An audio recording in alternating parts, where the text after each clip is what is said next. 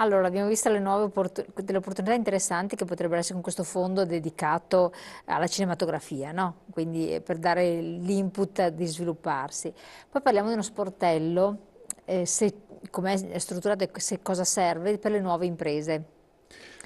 Che se Come, ne è parlato tempo fa, c'è stata anche un'occasione di incontro, eccetera, e a chi è rivolto soprattutto, che aiuto può dare? allora, l'altra parte di attività importante, come dicevo, è quello legato a questo sportello nuove imprese. È fisicamente costituito da un paio di persone della mia struttura, la quale sono a disposizione sia per un contatto diretto e quindi Consulenza. per incontri diretti. Ecco, non uso il termine consulenza, dopo le spiego perché. E sia naturalmente rispondono online a mail e a richieste anche telefoniche che vengono fatte sui percorsi amministrativi per aprire delle attività. E quindi quello che serve, abbiamo una serie di Certo. database che ci danno un riferimento di tutti quelli che sono gli adempimenti che uno deve fare se deve aprire un'attività di qualsiasi tipo. Va bene? Cosa che in Italia è molto più complicata di quanto non appaia dicendolo così, purtroppo. E dall'altra parte organizza quei percorsi di cui parlavo, legati diremo, alla realizzazione di business plan e quindi a cosa significa passare dall'idea alla realizzazione di un'impresa. Grosso modo noi intercettiamo circa 1 migliaio di persone all'anno tra partecipanti ai corsi da una parte o gente che arriva allo Sono sportello. abbastanza 1 migliaio 1 migliaio è un bel di numero aspiranti. e sono in costante crescita questo, a mano che si allarga un po' anche l'informazione perché effettivamente uno dei limiti è che in questo momento qua chi vuole fare un tipo di attività del genere deve cioè, fa fatica un po' a trovare delle informazioni che fanno per lui. Quindi a mano che ci facciamo conoscere Infatti, sto anche pensando questo, esatto. ci facciamo Ah, conoscere dai comuni, dai vari soggetti nel territorio, le associazioni di categoria che già collaborano con noi, eh, si allarga questo tipo diremo, di platea di gente che fa riferimento a queste informazioni e si rivolgono a noi. Insomma, ecco. Ci tenevo a dire la differenza, lei aveva parlato di consulenza. Noi in questa fase a queste persone forniamo delle informazioni e un orientamento e ci fermiamo sulla soglia della consulenza, nel senso che la consulenza è un qualcosa di molto più costruito sulla dimensione del singolo.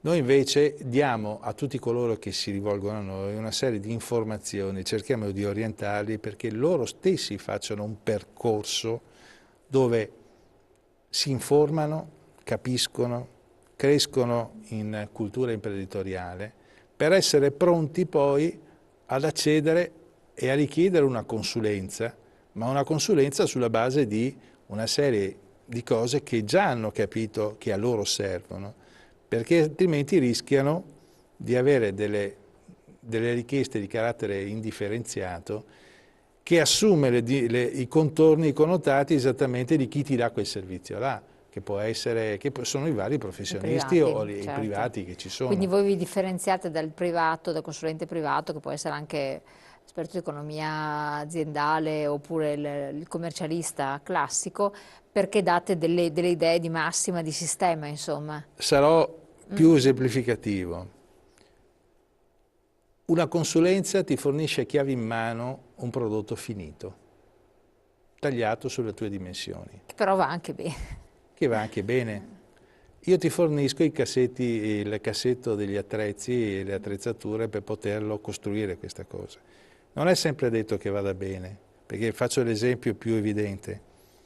Io posso farmi sviluppare un business plan che è esattamente diremo, l'analisi, la verifica di quello che è il passaggio da un'idea imprenditoriale a una realizzazione. Certo. Posso farmelo fare anche da un terzo, che mette su una serie di fogli, una serie di numeri, alcune parole.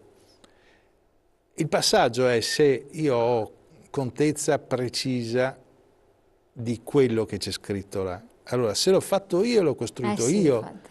lo conosco, perché stiamo parlando della mia attività, del mio Cioè business. in pratica hai le gambine più forti. Va bene? Atteso che questo non è un puro adempimento amministrativo, serve per capire che cosa andrò a fare e come andrò a farlo e se ci sono degli step di controllo per verificare se quello che avevo previsto si sta verificando o meno. E se non si verifica, cercare di capire in che maniera andare a modificarlo o se è il caso anche chiudere tutto prima di creare sia una troppo catastrofe. tardi, Ecco. Qua è importante che non ci sia un altro che me lo fa, ma che me lo faccia io. Allora, ho gli strumenti per farlo e per farmelo. Con gli strumenti, sottolineiamo, di farlo con gli strumenti Con gli corretti. strumenti che Esatto. gli forniamo noi.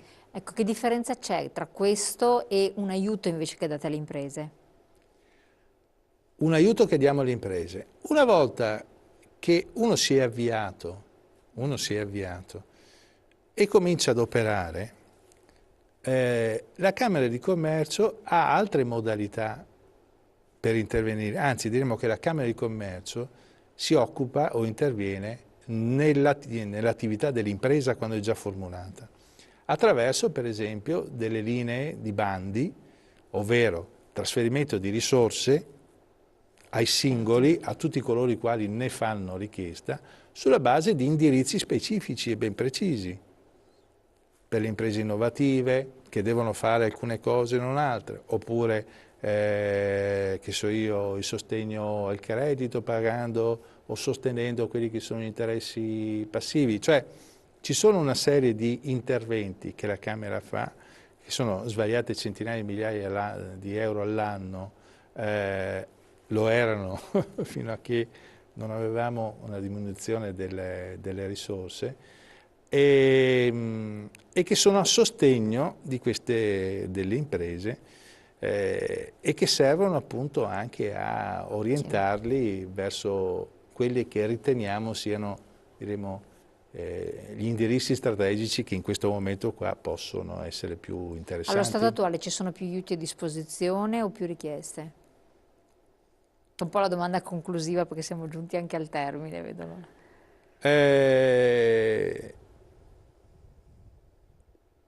Il grosso problema a cui ci troviamo di fronte in questo momento qua è capire se questi contributi sono investimento.